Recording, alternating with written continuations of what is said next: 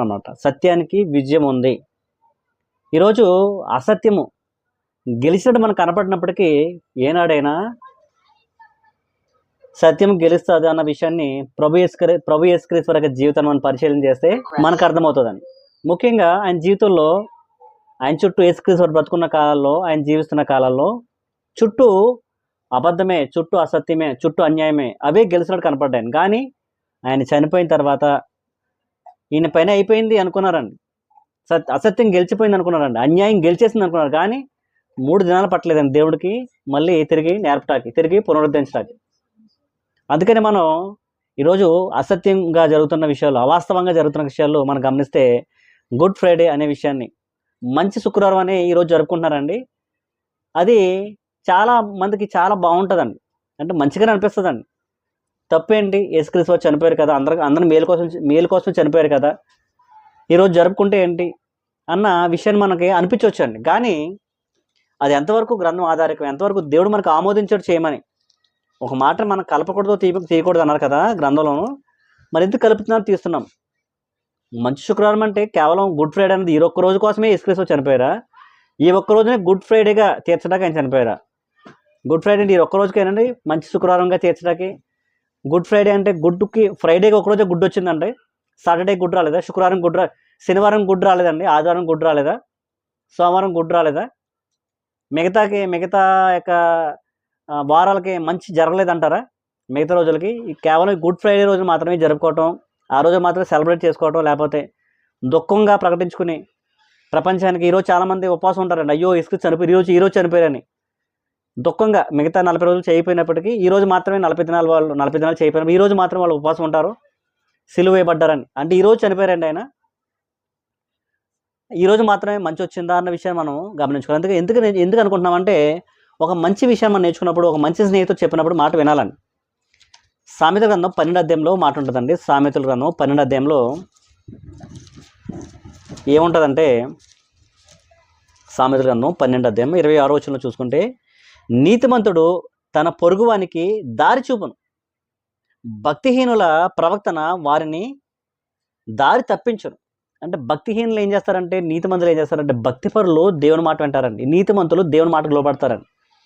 భక్తిహీనులు దేవుని మాట లోబడక వాళ్ళ సొంత సిద్ధాంతాలతో ముందుకు కొనసాగుతుంటారండి. మనం గత వారం నేర్చుకున్నాం, లెంట్ ఎలా వచ్చింది, బస బుధవారం ఎలా వచ్చింది, వాటి వెనకాల హిస్టరీ ఏంటి, అవి ఎలాగ క్రైస్తవులకు చొరబడి నేడు క్రైస్తవులు లేని విషయాలు, దేవుడు చెప్పని విషయాలు వారు ఎలా చేస్తున్నారు అన్న విషయాన్ని మనం గమనించుకుంటూ వచ్చాం.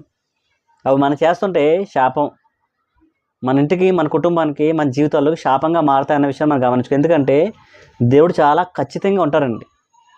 తన గ్రంథాన్ని మనం జాగ్రత్తగా పరిశీలన చేస్తే ఆయన ఎవరిని విడిచిపెట్టలేదండి.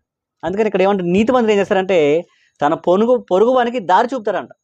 అంటే నీతిమంతులు పొరుగువానికి దారి చూపుతున్నప్పుడు వారికి వెక్కసంగా బాధగా ఉంటుందండి. అయ్యా అన్యాయం చేయొద్దయ్యా, దేవుడు చెప్పని మాటలు నువ్వు చేయొద్దయ్యా అని చెప్పినప్పుడు వాళ్ళు ఎలా ఉంటుందంటే వెక్కసంగా, బాధగా, ఇబ్బందిగా ఉంటుందండి. ఇంకా చూడండి, 27 సామెతల గ్రంథము 27 అధ్యాయము 5వ వచనం చూసుకుంటే, 27:5 చూసుకుంటే అక్కడ ఏమందంటే, లోపల ప్రేమించడం కంటే బహిరంగంగా గద్దించడం మేలు.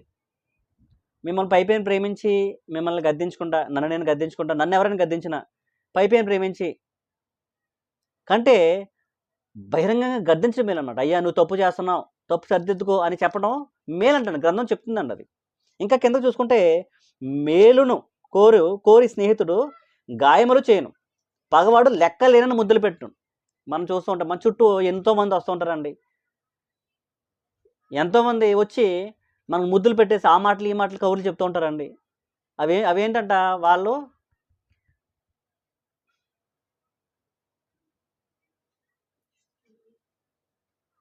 వాళ్ళు మనల్ని మోసం చేయటాకే, మన దగ్గర డబ్బులు లాక్కోటాకే వస్తారండి. మన ఇంట్లో వాళ్ళు అనుకుంటామండి మనం, కానీ మన ఇంట్లో వాళ్ళే మనం మోసం చేస్తారు. మన స్నేహితులు అనుకుంటామండి, వాళ్ళే మనం మోసం చేస్తారండి. మన కుటుంబస్తులు అనుకుంటాం, వాళ్ళే మనం మోసం చేస్తారండి. ఈరోజు ప్రేమ చల్లారిపోయిందండి, పగలు పెరిగిపోయినండి, స్వార్థం పెరిగిపోయిందండి. అందుకనే ఈ ముద్దులు పెరిగిపోయినమాట, దొంగ ముద్దులు పెట్టేస్తున్నారన్నమాట. పగవాడు లెక్కలేని ముద్దులు పెడతాడు. ఓ పక్క ఈ సంఘాల్లో కూడా ఇవే జరుగుతున్నాయి అన్నమాట. ఏం జరుగుతున్నాయంటే, అబద్ధపు బోధలు జరుగుతున్నాయి అనమాట. దేవుడు మాట వినని బోధలు జరుగుతున్నాయి. దేవుడు చెప్పని మాటలు జరుగుతున్నాయి. అందుకని మేలుకోరి స్నేహితుడు గాయం చేయను. మీ హృదయం గాయపడినప్పటికీ, మాటలు గాయపరిచినప్పటికీ రేపొద్దున మేలుకరమవుతాయి. అమ్మా నీ జీవితం సరి చేసుకో. ఈ ఈ ఈ జీవితం నువ్వు సరి చేసుకోకపోతే రేపొద్దున నువ్వు చీకటి నుంచి వస్తావు. ఆ చీకటి రాకముందే నీ బ్రతుకుని చక్కబెట్టుకో అని చాలామందికి చాలా రకాలుగా దేవుడు హెచ్చరిస్తూ ఉంటాడండి. ఆ మాట వినకపోతే ఇప్పుడు ఏమవుతుందంటే వాళ్ళ జీవితంలో చీకటి మిగిలిపోతుందండి. ఈరోజు అన్నీ బాగున్నాయి కదా, నేను చెప్పింది నేను చేసింది చెల్లిపోతుంది కదా అనుకోవచ్చు. కానీ ఒక దినాన్న చుట్టూ కారు మబ్బులే మన వెంట ఉంటాయన్నమాట. అందుకని మనం చేస్తుంది, నడుస్తుంది నడవడిక దేవుని చిత్తానుసారంగా ఉందా లేదా, మనం ఈరోజు మాత్రం దుఃఖపడతారండి. చాలామంది ఏం చేస్తారండి, కేవలం ఈరోజు మాత్రం దుఃఖపడతారండి. ఆ దుఃఖం నిజంగా దైవ చిత్తానుసారమైన దుఃఖం అయితే రక్షణార్థం ఉండదు. దేవుడు చెప్తే ఇలా దుఃఖపడమని రక్షణార్థం. ఎక్కడైనా గుడ్ ఫ్రైడే అని నేను చచ్చిపోయాను కదా, లేకపోతే యేసుక్రీస్తు చనిపోయారు కదా, ఈ దినాన్ని మీరు గుడ్ ఫ్రైడేగా మీరు జరుపుకోండి అని, లేకపోతే మంచి శుక్రవారంగా జరుపుకోమని మీరు ఎక్కడైనా విన్నారండి? వీటి వల్ల ఏం నష్టం జరుగుతుందంటే, గుడ్ ఫ్రైడే మంచి శుక్రవారం మనం జరుపుకోవడం వల్ల నష్టం ఏంటంటే మూఢనమ్మకాలు ఏర్పడ్డాయి అన్నమాట. ఒక మూఢనమ్మకాలుగా క్రైస్తత్వం ముందుకు వెళ్ళిపోతుందండి. అంటే చాలా ఇతర మతస్థులు వారు మూఢనమ్మకాలను విడిచిపెడుతూ ఆధునికంగా ముందుకు వెళ్తున్నారండి. కానీ క్రైస్తవం ఏమైపోతుందంటే మూఢనమ్మకాలకు దారి చేస్తుందండి. ఇవన్నీ ఎందుకు చేయకూడదని మనం నెత్తి నోరు కొట్టుకుంటున్నామంటే, గుడ్ ఫ్రైడే కానీ 40 దినాల ఉపవాసాలు ఎందుకు చేయకుండా నెత్తి నోరు కొట్టుకుంటున్నామంటే దేవుళ్ళు గ్రంథంలో రాయబడలేదండి. దేవుడు ఎక్కడ బోధించలేదు. అపోస్తులు కూడా మనకి ఎక్కడ తెలపలేదు. దేవుడు చెప్పని విషయాలు మనం చేయకూడదు. చేస్తే తప్పు ఏంటి అనవచ్చామండి. చేస్తే తప్పు ఏంటంటే అవి ఎక్కడ దారితీస్తున్నాయంటే మెల్లమెల్లగా మూఢనమ్మకాలకు దారితీస్తున్నాయి అనమాట. ఎంత మూఢనమ్మకాలకు దారితీస్తున్నాయంటే చాలా భయంకరమైన మూఢనమ్మకాలకు దారితీస్తున్నాయి. అందుకని కొంతమంది ఏమంటారంటే,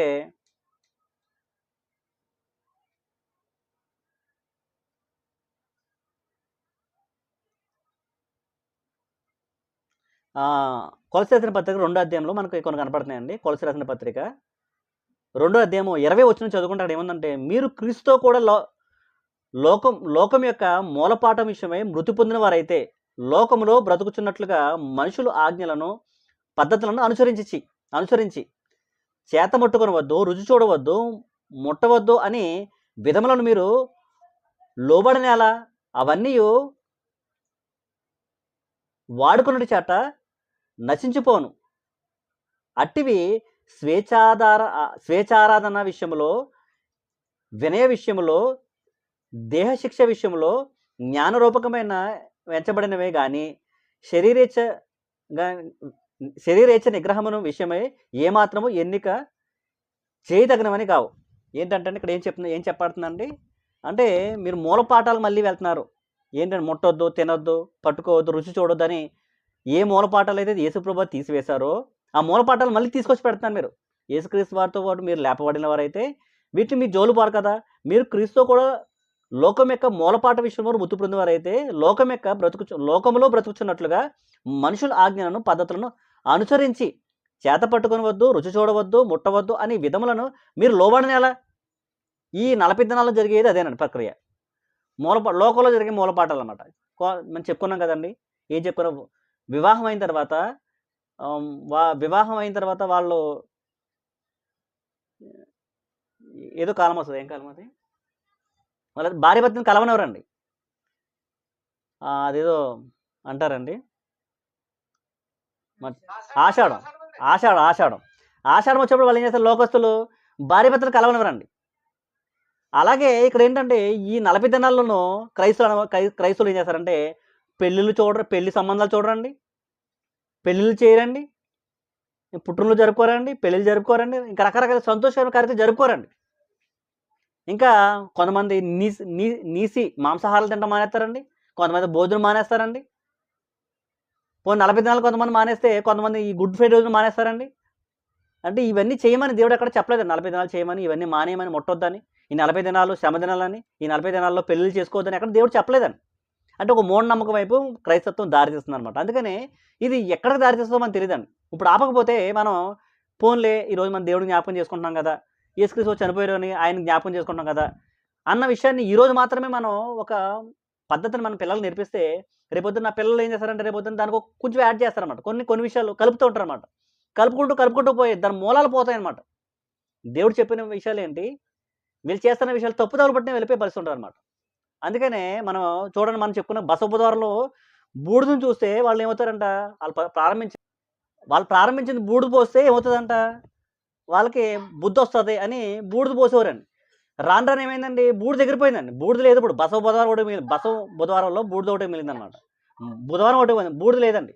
అలాగే రాను రాను దినాల్లో ఏం జరుగుతుందో మనం చెప్పలేము. అందుకని మనం చిన్న వేరే ఉండగానే చిన్న మొక్క ఉండగానే దాన్ని పీకేయాలండి. లేకపోతే చెట్టయ్యి, వృక్షమై మనం ఏమి చేయలేని పరిస్థితుల్లో మన పిల్లల్ని తప్పుదోవ పట్టించి ఉంటదనమాట. ఈరోజు మనం దాన్ని కట్ చేయకపోతే, చిన్న మొక్కగా ఉన్నప్పుడు మనం తీసివేయకపోతే అది రేపొద్దున్న మన పిల్లల్ని చెడ్డ దారికి తీసుకెళ్ళే ప్రయత్నం ఉంటాయండి.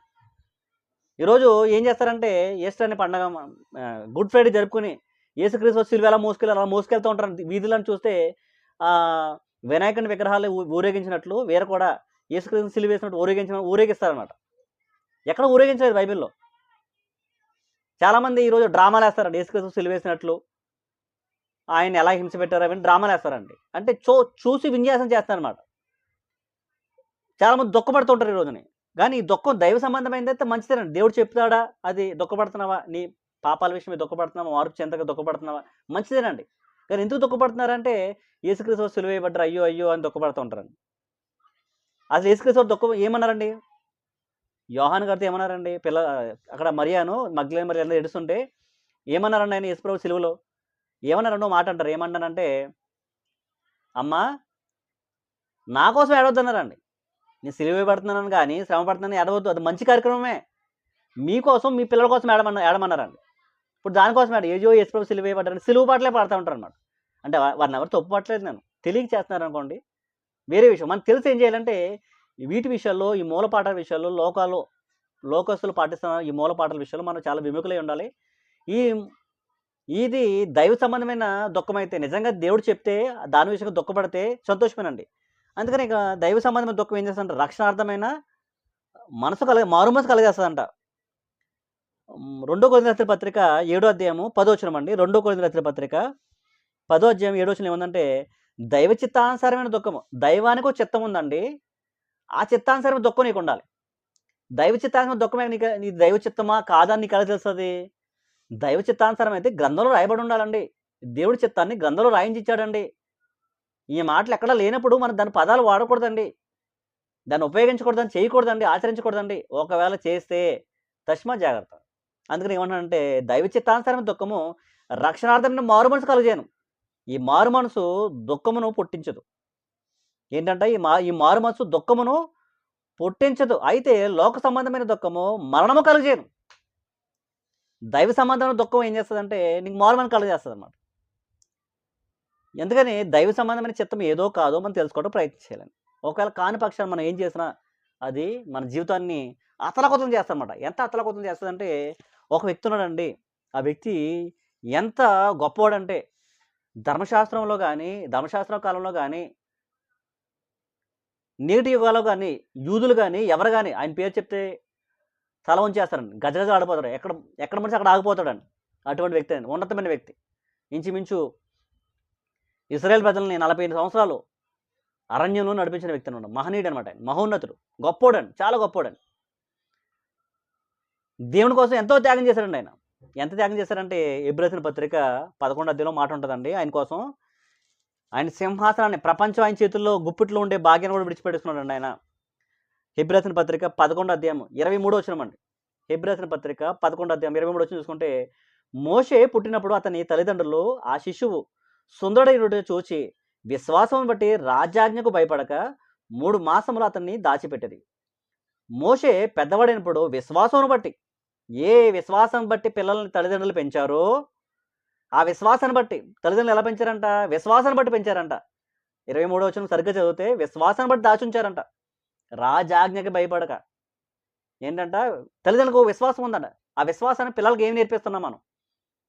ఆ విశ్వాసాన్ని బట్టే ఏం వదులుకున్నాడంట? నాకు సింహాసనం వద్దయ్యా, నా డబ్బు వద్దయ్యా, నా రాజరికం వద్దు, నాకు కావాల్సింది అల్లా దేవుడు కావాలి, క్రీస్తుతో పాటు శ్రమ కావాలి, నిందగా అనుభవిస్తాం మేలు అనుకున్నాడంట. ఈరోజు మన విశ్వాసం ఎలా ఉంది? దేవుడు చెప్పిన దైవ చిత్తానుసారంగా విశ్వాసం నా విశ్వాసం ఉందా? లేకపోతే లోకులు చెప్పిన విశ్వాసం ఉందా? లోకులు ఏం చెప్తారండి? చాలామంది గమనిస్తానండి. మనం పిల్లల్ని అడిగినప్పుడు మనం ఎవరైనా కలిసినప్పుడు ఏం అడుగుతారంటే ఏ ఉద్యోగం చేస్తున్నాం అడుగుతారండి. కొంత కాలం వెళ్ళినప్పుడు కొంత సేపు అయిన తర్వాత ఎంత సంపాదించామని అడుగుతారండి. పోనీ పిల్లలు పెద్దోళ్ళైన తర్వాత మీ పిల్లలు ఏం చదువుతున్నారు అడుగుతారండి. ఆ పిల్లలు పెద్దవాళ్ళు అయిన తర్వాత ఏ ఉద్యోగం చేస్తున్నాడు, ఎంత సంపాదించాడు అంటారండి. క్రైస్తవులు కూడా ఇప్పుడు దైవ సంబంధంగా చూసుకున్న వాళ్ళు కూడా వాళ్ళ సాక్ష్యాలు ఎలా ఉంటాయంటే, పాస్టర్లు కానీ గొప్ప గొప్పలు ఎలా ఉంటారంటే, నన్ను దేవుడు దీవించాడు. ఎలా దీవించాడంటే, ఒకప్పుడు సైకిల్ మీద వచ్చేవాడిని, ఒకప్పుడు నా పూరు గుడిసే, ఒకప్పుడు తినలేదు, ఇప్పుడు నేను కారు ఉంది, బంగ్లా ఉంది, బిల్డింగ్ ఉంది, చర్చ్ ఉంది. ఇవే భౌతిక సంబంధ విషయాలు చెప్తారండి. అవన్నీ విడిచిపెట్టమని గ్రంథం చెప్తుంటే, భక్తులు చెప్తుంటే, అలాగని దేవుడు మనల్ని పూరు గుడిసెలో కానీ సైకిల్ మీద వెళ్ళమని అంటలేదండి. వాటిని మనం ప్రజెంట్ చేయకూడదండి. వాటిని దైవ సంబంధంగా ఇవి దేవుడు నాకు మేలు చేశాడు, మేలు చేస్తున్నాడండి. అలా నిజంగా దేవుడు మేలు అదే అనుకుంటే, నీకు డబ్బు ఇచ్చేసి కార్లు బంగ్లాలు ఇచ్చేసాడు అనుకుంటే అదే దేవుడు దీవెన అనుకుంటే, మనకంటే గొప్పోళ్ళు అంబానీ నమ్ముకున్న దేవుడు గొప్పోడండి ఇండియాలో చూసుకుంటే.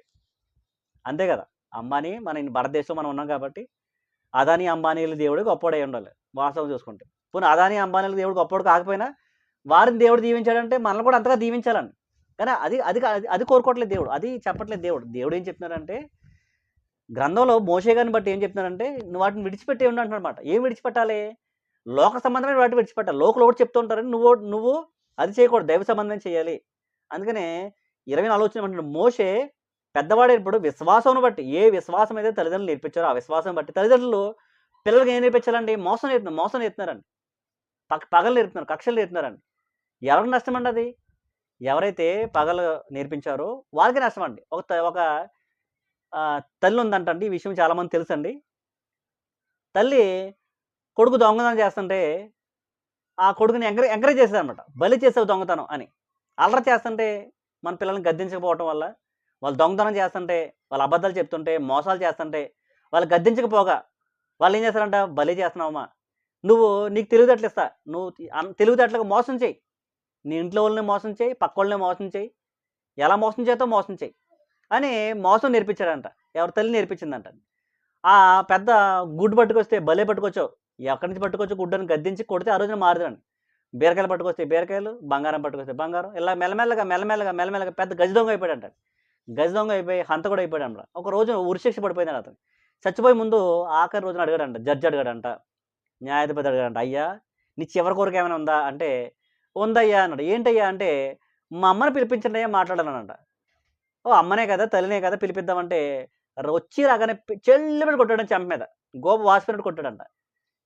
ఎందుకు కొట్టాను ఆయన అని అప్పుడు కళ్ళని పెట్టుకుందంట. అది ఈ చెంప దెబ్బ. నేను దొంగతనం చేస్తున్నప్పుడు, నేను మోసాలు చేస్తున్నప్పుడు నువ్వు నాకు కొట్టుంటే నాకు ఈరోజు గతి పట్టేది కాదు కదా, నా జీవితం ఇలా అయిపోయినది కాదు కదా, నా బతుకు బస్ స్టాండ్ పాలైపోయింది, నా బతుకు రోడ్డు పాలైపోయింది అని, నేను చచ్చిపోతున్నానని చెప్పాడండి. ఇది నిజమో కాదు కథ తెలియదు కానీ వాస్తవంగా మన పిల్లలకి నేర్పించవలసింది నీతి న్యాయం నేర్పించాలండి. అది నడుచుకుంటే రేపొద్దున ఈరోజు కష్టంగా ఉన్నా, కొద్దిగా ఉన్నా రేపొద్దున అది మేలుకరంగా ఉంటుందండి. ఈరోజు అన్యాయం నేర్పిస్తే ఖచ్చితంగా అన్యాయం వాళ్ళని మోసం చేస్తుందండి. ఎవరైతే సామెతలు చాలా ఉంటాయండి. ఎవరు తీసిన కోతులు వాళ్ళే పడతారంట. ఏ విత్తనం వేస్తే ఆ విత్తనమే కోస్తామండి. బైబిల్ కూడా చెప్తుందండి, గళిత రాసిన పత్రిక 6వ అధ్యాయంలో, నువ్వు ఏ విత్తనం వేస్తావు ఆ విత్తనం కోస్తావు. అందుకనే మన విశ్వాసం ఏది? మన పిల్లలకు ఏం నేర్పిస్తున్నాం? గుడ్ ఫ్రైడేలు నేర్పిస్తున్నామా? ఈస్టర్ నేర్పిస్తున్నామా? 40 దినాల ఉపవాసం నేర్పిస్తున్నామా? ఈరోజు దుఃఖపడడం నేర్పిస్తున్నామా? నేర్పిస్తే ఈరోజు దుఃఖపడతాడండి. మనం కొద్దిగా చేస్తామండి, రేపొద్దున దాన్ని కొంచెం హెచ్చుగా చేస్తాడండి, కొంచెం పెంచుకుంటూ పోతాడనమాట. ఈరోజు మనం చూస్తున్నామండి, ఈస్టర్ పండుగ వస్తుంది, పండుగ రోజుని పిల్లలు డ్యాన్స్లు వేస్తారండి. ఈస్టర్ పండుగ రోజున అప్పుడు మన చిన్నతనంలో డ్రామాలు వేసేవారండి, ఓన్లీ డ్రామాలు అండి. ఇప్పుడు ఎలా వేస్తున్నారంటే సినిమా స్టెప్లు వేస్తున్నారనమాట. యేసుక్రీస్తు లేచాడండి, జీవంతో లేచాడని పాటలు ఉన్నాయండి. అనిల్ కుమార్ గారి పాటలు, మ్యూజిక్ పాటలు ఉన్నాయి, ఏదో పాట ఉందండి. ఆ పాటలతో డ్యాన్స్లు వేస్తారనమాట. నేను యూట్యూబ్లో చూసానండి, డ్యాన్సులు ప్రాక్టీస్ చేస్తున్నారండి. ఎలా వేస్తున్నారంటే సినిమా స్టెప్లు అండి. మగ అబ్బాయి అమ్మాయి సినిమా హీరోయిన్లు వేస్తున్నారు, డ్యాన్స్లు వేస్తారనమాట. అంటే ఏదైతే దేవుడు వద్దనుకున్నాడో దానికి వైపుకి మనం వెళ్ళటానికి మన పిల్లలకి ఏం నేర్పుతున్నాం అనమాట? ప్రేరేపిస్తున్నాం, వాళ్ళకి పుషింగ్ ఇస్తాం అనమాట. కింద పాస్టర్గా చప్పలు కొడుతున్నారండి. ఒక అబ్బాయి అమ్మాయి డ్యాన్స్లు వేస్తుంటే కింద పాస్టర్గా చప్పలు కొడుతున్నారండి. అల్లరితో కూడిన ఆటపాటలు దేవుడికి ఇష్టం కాదు. మగవాడు అమ్మాయి ఎలా ఉండాలండి? ఒక యవన స్త్రీ ఎలా ఉండాలి అని దేవుడు చెప్తుంటే, యవన స్త్రీలు యవన అబ్బాయిలతో కలిసి డ్యాన్సులు వేస్తుంటే వాళ్ళు కోతు గొంతులు వేస్తుంటే వీళ్ళు చూసి విన్యాసాలు చేస్తున్నారండి. రేపొద్దున ఇంకోటి చేస్తారండి. ఇప్పుడు ఈ తరంలో అలా చేస్తారండి. రాబోయే తరం ఇంకోటి పెంచుకుంటూ పోతారనమాట. అందుకని నేడు మనం దాన్ని విముఖుడమై దాన్ని కట్ చేస్తే అక్కడితో కట్ అయిపోతుందనమాట. అందుకని మనం ఏం చేయాలంటే, మనం ఈరోజు మన పిల్లల్ని నేర్పించవలసింది ఏంటంటే, న్యాయము, నీతి నేర్పించాలి. తప్పు చేస్తున్నారు, తప్పు మనం తప్పు చేయకుండా ఉండాలి. మొదటగా పిల్లలకు తప్పు చేయకుండా నేర్పించాలండి, గద్దించాలండి. గద్దించకపోతే మనం ఈరోజు మన పిల్లోడు దొబ్బుకొచ్చేస్తున్నాడు, బోల్డ్ పట్టుకొచ్చేస్తున్నాడు, ఇంటి నిండా కూర్చేస్తున్నాడు అనుకుంటే రేపొద్దున ప్రాణాపాయం వచ్చేస్తాను. మా పిల్లోడు ఒకడే బాగున్నాడు, మా అమ్మ ఎక్కితే బాగుంటుంది అని మన పిల్లలకి ఒకరికే కూర్చిపెట్టేస్తామా, లేకపోతే ఒకరికి వాళ్ళని ఏదో ఇలా చేయాలనుకున్నామా, అది తప్పనిసరిగా వాళ్ళకి ఊరైకుంటుంది. ఆ పిల్లోడు ఎలా నాశనం అయిపోయాడు. అలాగా మనం ఉండకూడదు అన్న విషయాన్ని మనం తెలుసుకోవాలండి. ఇక్కడ మోషే గారు ఏంటంట, 24వ అధ్యాయంలో మోషే పెద్దవాడైనప్పుడు విశ్వాసాన్ని బట్టి ఐగుప్తుతనం కంటే క్రీస్తు విషయమై నింద గొప్పదని భాగ్యం ఎంచుకొని అల్పకాల పాపభోగమును అనుభవించడం కంటే దేవునితో శ్రమ అనిపించడం మేలని యోచించి ఫరో కుమార్తె యొక్క కుమారుడిని అనిపించుకుంటే ఒప్పుకొనలేదు. ఎలా అనగా అతడు ప్రతిఫలముగా కలగబోవు బహుమానమందు దృష్టి ఉంచారు. వాటి వండర్ అండి. రాబోయేదానికి బహుమానం ఉంది. ఈరోజు నేను అన్యాయంగా ఉన్నానా, నేను ఈ దేవుని విడిచిపెట్టి, దేవుని పిల్లల్ని విడిచిపెట్టి, దేవుని నీతి నియమాలు విడిచిపెట్టి అన్యాయంగా సింహాసనం మీద కూర్చున్నానా, నా తల్లిదండ్రులు నేర్పించిన విశ్వాసాన్ని బట్టి నడవకుండా నా ఇష్టానుసారంగా విశ్వాసాన్ని నడిచానా, అది రేపొద్దున ఖచ్చితంగా నా ఊరవుతుంది. రాబోయే దినాల్లోనే ప్రతిఫలం ఉంటుంది. ప్రతిఫలం పోగొట్టుకుంటానని సింహాసనం విడిచిపెట్టేశాడండి, అన్నీ విడిచిపెట్టేశాడండి. అంత గొప్పవాడు పప్పులో కాలేశాడండి. అంత గొప్పవాడైన మోషేని కూడా దేవుడు విడిచిపెట్టలేదండి. అంటే నిన్ను నన్ను విడిచిపెడతాడా? దేవుడు చెప్పని విషయాలు చేస్తే నిన్ను నన్ను విడిచిపెడతాడు అనుకుంటారా?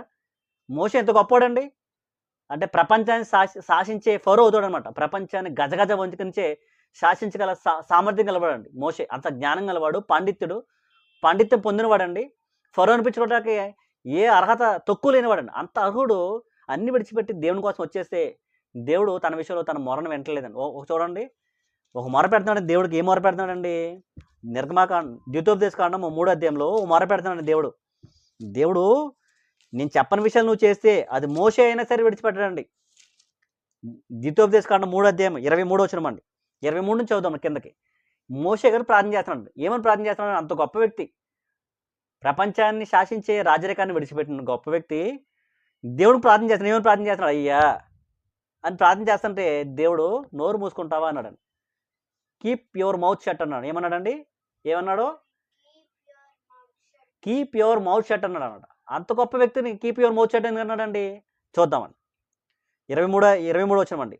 ద్వితోపదేశకాండము 3వ అధ్యాయము 23 వచనం ఉండదు. మరియు ఆ కాలమున నేను యెహోవా ప్రభువ నీ మహిమను నీ బాహుబలమును నీ దాసునికి కనుపరచిన మొదలుపెట్టిన ఉన్నావు. ఆకాశమందే గాని భూమి అందే గాని నీవు చేయు క్రియలను చేయగల దేవుడెవడు? నీవు చూపు పరాక్రమమును చూపగలవాడెవడు? నేను అద్దరికి వెళ్ళి యోర్దాను అవతల ఉన్న మంచి దేశమును మంచి మన్యమును ఆ లెబనోను చూచినట్లు దయచేయమని నేను యెహోవాను బతిమాలు కొనగా. ఏమంటే దేవుని పొగడాడు ముందు. నువ్వు చాలా గొప్పవాడు అయ్యా, నువ్వు చాలా మహోన్నతుడు, నువ్వు చూపించే పరాక్రమాలు ఎవడు చూపించాడు అయ్యా, నీ వంటి వాడు ఎవడో లేడని పొగిడి ఏమంటాడంటే, అయ్యా ఆ లెబనోన్ ఉంది కదా, ఆ పాలు తేనెలు ప్రవహించే దేశం ఉంది కదా, ఆ ఖానాన్ దేశం ఉంది కదా, నువ్వు నీ ప్రజలకు ఇస్తానన్నావు కదా, అందుకని మమ్మల్ని నడిపించావు కదా 40 సంవత్సరాలు, ఆ దేశంలోకి వెళ్ళాలని చాలా కోరుకుంది అయ్యా అని బతిమాలాడండి. అప్పుడు దేవుడు ఏమనంటే, నీ పొగడతలేమి నా దగ్గర చల్లవు అయ్యా, నేను విడిచిపెట్టాను కదా నా సింహాసనాన్ని అంటే, విడిచిపెట్టావేమో కానీ నా మాట నేనేం చెప్పానో చేయలేదు. నేను చెప్పింది ఒకటి, నువ్వు చేసింది ఒకటి. నేను చెప్పని విషయాలు నువ్వు ఎందుకు చేయాలి అని దేవుడు అక్కడ ఏమంటున్నాడు చూడండి. 26వ వచనం చూసుకుంటే, యెహోవా మిమ్మల్ని బట్టి నా మీద కోపపడి నా మనవి వినకపోయాను. మోషే అంత వాడు ప్రార్థన చేస్తేనే దేవుడు చెవులు మూసుకున్నాడండి. మోషే అంత వాడు ప్రార్థన చేస్తేనే నువ్వు నోరు మూసుకున్నాడండి. లిటరల్గా మాట్లాడే దేవుడు, మాట్లాడవద్దు చాలు ఈ విషయాలు అన్నాడు. చూడండి, నాలంటోడు అయితే నోరు మూసుకుందరేమో, మోషే కాబట్టి ఇంకా కొంచెం మెల్లగా చెప్పాడన్న మా వాయిస్లో, దేవుడు వాయిస్లో చూద్దామని. మరియు యెహోవా నాతో ఇట్లనను, చాలును, ఇట్స్ ఎనఫ్ ఈజ్ ఎనఫ్ అన్నాడు. ఏమన్నాడండి? ఏమన్నాడు? ఇట్స్ ఎనఫ్ ఈజ్ ఎనఫ్ అని అనమాట. చాలును, ఇకను ఈ సంగతిని గురించి నాతో మాట్లాడవద్దు, ఈ పాయింట్ విషయమై నువ్వు నాతో మాట్లాడవద్దు. నీ ఏం మాట్లాడుతున్నానండి? కానాన్ వెళ్ళటానికి. ఇప్పుడు కానాన్ దేనికి సూచన అండి? కానాన్ దేనికి సూచన అంటే పరలోకం. ఐగుప్తు దేశం పాపాన్ని అంటారండి. ఇశ్రాయేల్ ఆ పాపాన్ని విడిచిపెట్టి ఎర్ర సముద్రంలో బాప్తిజం పొంది 40 సంవత్సరాలు అరణ్యంలో నడిచి ప్రయాణమే కానాను. అంటే పరలోకం చేరారనమాట. పరలోకం అనే కానాను. అంటే మోషే అంతటి వాడే కానాన్ అనే పరలోకం అంటే గొప్ప భాగ్యాన్ని పొందలేకపోయాడు. అంటే పరలోకం వెళ్ళాడనుకోండి, కానాన్ వెళ్ళలేకపోయాడండి ఆయన. అంటే అటువంటి విషయాన్ని మనం ఈరోజు చూసుకుంటే దేవుడు చెప్పని విషయాలు మనం చేస్తే, కానాన్ ఎలాగైతే చేరలేకపోయాడో నువ్వు నేను కూడా దేవుడు చెప్పని విషయాలు చేస్తే చిన్న పొరపాటండి. చాలా చిన్న పొరపాటు. ఆ చిన్న పొరపాటే అతని జీవితాన్ని అతలకుతలం చేసిందండి. అతను ఎంతో విడిచిపెట్టాడండి. దేవుని కోసం ఎంతో త్యాగం చేశాడండి ఆయన. క్రీస్తుతో పాటు నింద అనుభవించడం మేలు, శ్రమ అనుభవించడం మేలు. ఆ సింహాసనం రాజరిగా నాకు వద్దని విడిచిపెట్టిన వాడికి ఏమైందండి?